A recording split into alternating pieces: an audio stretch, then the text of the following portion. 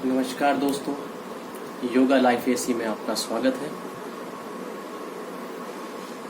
आज हम योग विषय पर चर्चा करेंगे कि आखिर योग है क्या, योग का अर्थ क्या है। ठीक है, तो योग शब्द जो है हमारा संस्कृत भाषा की युज्य धातु से बना है, जिसका सामान्य अर्थ है मिलना। ठीक है, बहुत सामान्य भाषा में हम इस चीज को समझेंगे। तो इससे योग का अर्थ हुआ मिलना, सामंजस्य। हम अपने जीवन में जो सामंजस्य बनाते हैं वो भी एक योग है। ठीक है, और गीता में कहा गया है सिद्ध सिद्धयो समो भूत्वा समत्व योग उच्यते। अर्थात हर परिस्थिति में, लाभ में, हानि में, सुख में, दुख में, हर स्थिति में सम भाव का होना, अर्थात समान रहना। खुशी में अधिक खुश ना होना, दुख में अधिक दुख ना होना, वो योग है। अपने विचारों को संयमित रखना, वो योग है। गीता में ही दूसरा कहा है योगः कर्मेषु कौशलम, अर्थात कर्मों की कुशलता का नाम योग है।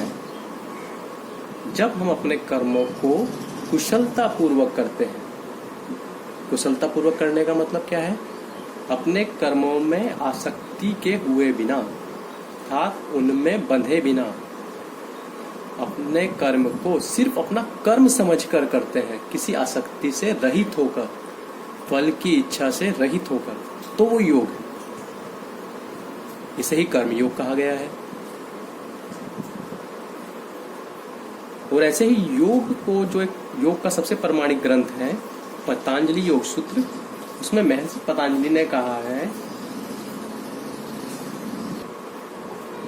योगस्य चित्त वृत्ति निरोधः, अर्थात चित्त की वृत्तियों का निरोध करना ही योग है।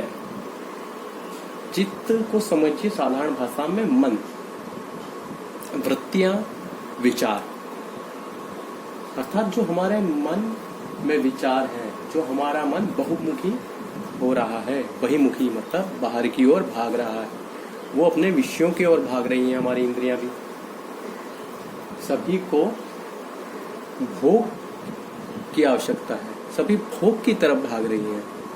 हमारी जिह्वा को स्वाद चाहिए, आंखों को दृश्य चाहिए।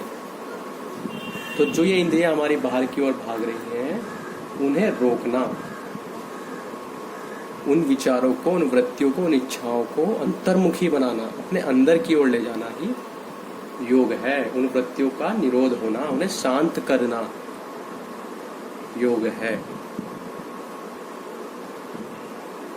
पतंजलि जी ने बड़े आसान शब्दों में, बड़े साधारण शब्दों में योग को पूर्ण रूप से समझा दिया। ये बात समझने में तो आसान लगती है, परंतु करने में बहुत कठिन है। कैसे हम अपने विचारों पर नियंत्रण करें, कैसे हम अपनी उन वृत्तियों को रोकें, कैसे उन वृत्तियों का निरोध करें, वो बड़ा ही कठिन कार्य है। तो उसके लिए भी पतंजलि ने कुछ सूत्र दिए हैं। उन्होंने पहली बात बताई है उच्च कोटि के साधकों के लिए, अर्थात जिनका मन निर्मल है, पवित्र है, उनके लिए उन्होंने बताया अभ्यास वैराग्य, अर्थात जब मन पवित्र है तो उन्हें सिर्फ अभ्यास करना है, अपनी वृत्तियों को रोकने का। वैराग्य करना है मतलब बाहर की चीजों से अपने आप को अलग करना है, उनमें आसक्ति को रहित करना है। वो कौन, वो किसके लिए है? जिसका मन पहले से पवित्र है, शुद्ध है, जिसका चित्त पवित्र है। उन्होंने फिर दूसरी कोटि के साधक बताए हैं। फिर आते हैं मध्यम कोटि के। तो मध्यम कोटि के लिए उन्होंने क्या बताया है? क्रिया योग। क्रिया योग में क्या है? तप, स्वाध्याय और ईश्वर प्राणिधान, इन तीनों को मिलाकर बनता है क्रिया योग। तो मध्यम कोटि के साधक वो हुए जिनका मन थोड़ा सा पवित्र हो चुका है, ठीक है, जो इस मार्ग पर थोड़ा सा बढ़ चुके हैं, जिनकी विषय वासनाएं काफी हद तक शांत हैं, वो मध्यम कोटि के। मगर हम सांसारिक जीवन में रहने वाले व्यक्ति, जिनका मन हमेशा किसी न किसी विचार में लगा रहता है, मन में इच्छाएं रहती हैं, आकांक्षाएं रहती हैं, मोह रहता है, परिवार का मोह, पैसे का मोह, हर प्रकार के मोह हमारे मन में रहते हैं, तो वो क्या करें? तो उसके लिए महर्षि पतंजलि ने बताया है एक बहुत ही साधारण, बहुत अच्छा उपाय, बहुत अच्छा मार्ग बताया है। उसका नाम है अष्टांग योग। तो ये अष्टांग योग क्या है? इसमें योग के 8 अंग हैं। इसके 8 अंग हैं, इसलिए इसे कहा गया अष्टांग योग। तो 8 अंग क्या हैं? तो वो 8 अंग हैं यम, नियम, आसन, प्राणायाम, प्रत्याहार, धारणा, ध्यान और समाधि। तो यहाँ पर भी एक और चीज समझने की बहुत जरूरी है कि महर्षि पतंजलि ने इन्हें योग के 8 प्रकार नहीं कहा, 8 चरण नहीं कहा, उन्होंने कहा 8 अंग, अष्टांग। तो इसका क्या मतलब है? हमारा शरीर है, हमारे शरीर में जब अंग होते हैं तो शरीर में सभी अंगों का जो विकास है वो समान रूप से होता है। कभी ऐसा नहीं होता कि हम पैदा हुए और हमारे हाथ 1 साल तक हाथ बढ़े, 1 साल तक पैर बढ़े, दूसरे साल गर्दन बढ़ी, फिर शरीर बढ़ा, ऐसा नहीं होता। जन्म के साथ सभी अंगों का विकास सही अनुपात में स्वतः ही होता है। तो अंग का मतलब क्या है? सभी का समान रूप से विकसित होना। इसीलिए उन्होंने योग के 8 अंग कहा। अर्थात जब हम योग की साधना करें तो इन 8 का 7 अभ्यास हो, इन 8 को एक साथ किया जाए। ऐसा नहीं कि आज हम यम कर रहे हैं, फिर हम कहेंगे कि हम उसके बाद नियम करेंगे, फिर हम आसन करेंगे, फिर हम प्राणायाम करेंगे। हमें सबका अभ्यास समान रूप से करना है और सभी को समान रूप से विकसित करना है। जब सभी समान रूप से विकसित होंगे, सभी आगे बढ़ेंगे, तभी हमारा अष्टांग योग पूर्ण होगा। तो इन 8 अंगों को विस्तृत में तो हम बाद में समझेंगे, पहले इनको थोड़ा मोटा मोटा समझते हैं। क्योंकि वैसे तो हम आज तक अभी जो योग समझते थे तो हमारे लिए योग सिर्फ एक आसन मात्र थे। अर्थात जो हम देखते हैं, शरीर को इधर उधर मोड़ना, फ्लेक्सिबिलिटी, यही सब योग है कि हम शरीर को इधर से मोड़ेंगे, उधर से करेंगे, कठिन कठिन अभ्यास, वही योग था। परंतु वो योग नहीं है, वो सिर्फ योग का एक अंग है, वो है आसन। वो सिर्फ आसन है, वो योग नहीं है। तो पूर्ण योग कब होगा? जब हम सभी को साथ लेकर चलेंगे। ठीक है, तो पहले बात करते हैं यम। यम भी हमारे क्या है? यम हमारे 5 है। यम है हमारे अहिंसा, सत्य, असत्य, ब्रह्मचर्य, अपरिग्रह। और नियम भी हमारे 5 हैं, सोच, संतोष, तप, स्वाध्याय, ईश्वर प्राणिधान। अब हम थोड़ा सा इन सब चीजों को समझते हैं। अहिंसा का मतलब है अकारण मन, वचन, कर्म से किसी को किसी भी प्रकार का कष्ट ना पहुंचाना। तो पहला वर्ड आया, पहला शब्द है हमारा अकारण, फिर आया मन, वचन और कर्म। ये जितने भी हैं यम या नियम, जो भी हमारे मन, वचन, कर्म से हैं, मन से भी, वचन से भी और कर्म से भी। अगर हम अपने वचन से किसी को पीड़ा पहुंचाते, किसी को कष्ट पहुंचाते हैं, तो वो भी हिंसा है। हिंसा का मतलब सिर्फ किसी की हत्या करना, किसी को मारना ही नहीं है। अगर हम अपने वचनों से किसी को दुख पहुंचाते हैं, किसी को कष्ट पहुंचाते हैं, किसी को हानि पहुंचाते हैं, तो वो भी हिंसा की श्रेणी में आएगा।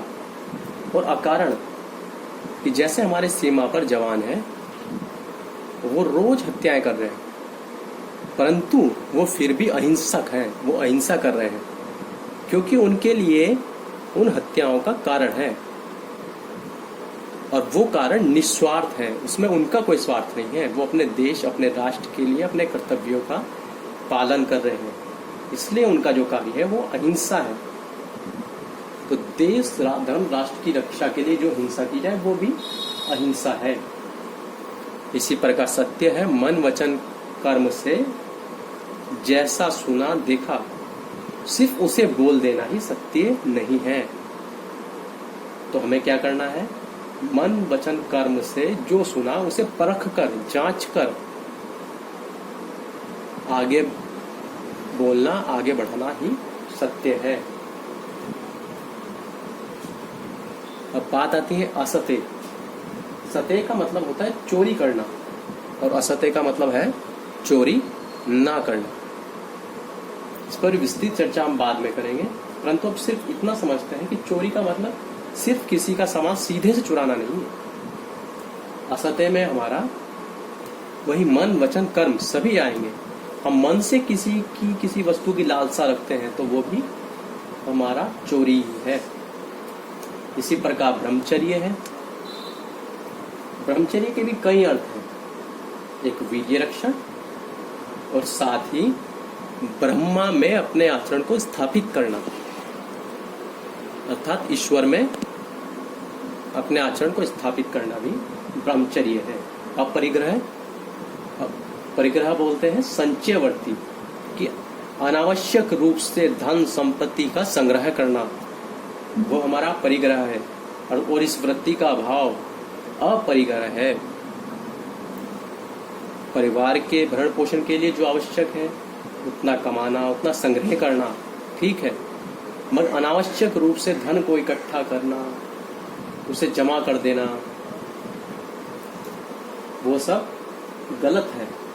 ठीक है, तो हमें अपरिग्रह का मतलब है कि हमारा धन, हमारी संपत्ति हमारे परिवार के साथ साथ हमारे देश, समाज और राष्ट्र के उपयोग में भी आनी चाहिए। अनावश्यक रूप से उसे हम संचित करके व्यर्थ ना करें। नियम में हमारा आता है सोच। सोच का मतलब है सफाई, जिसमें हमारी शरीर की शुद्धि और मन की शुद्धि दोनों आती है। संतोष, संतोष का मतलब है पूर्ण पुरुषार्थ के साथ कार्य करने के पश्चात जो भी हमें फल प्राप्त हो, वो संतोष। संतोष का मतलब ये नहीं कि हम कोई कर्म ही ना करें, वो संतोष नहीं है। संतोष का मतलब है पूर्ण पुरुषार्थ के पश्चात जो प्राप्त हो उसमें आपको संतुष्ट रहना है, वो संतोष है। और तप का मतलब होता है जलना, पकना। जैसे हमारा सोना होता है, हम कहते हैं कि सोना तप कर ही निखरता है, लोहा भी तप कर ही स्टील बनता है। ठीक है, तो किसी भी चीज में विकारों को नष्ट करने के लिए तपना आवश्यक है। तो इसी प्रकार यहाँ पर तप कहा गया है। तप का मतलब है हमारे जो भी कार्य हैं, हमारा धर्मानुसार जो भी कार्य है, जैसे मैं विद्यार्थी हूँ तो विद्यार्थी का धर्म है शिक्षा ग्रहण करना, तो उसके लिए जो मुझे कष्ट मिलता है उसे सहर्ष स्वीकार करना।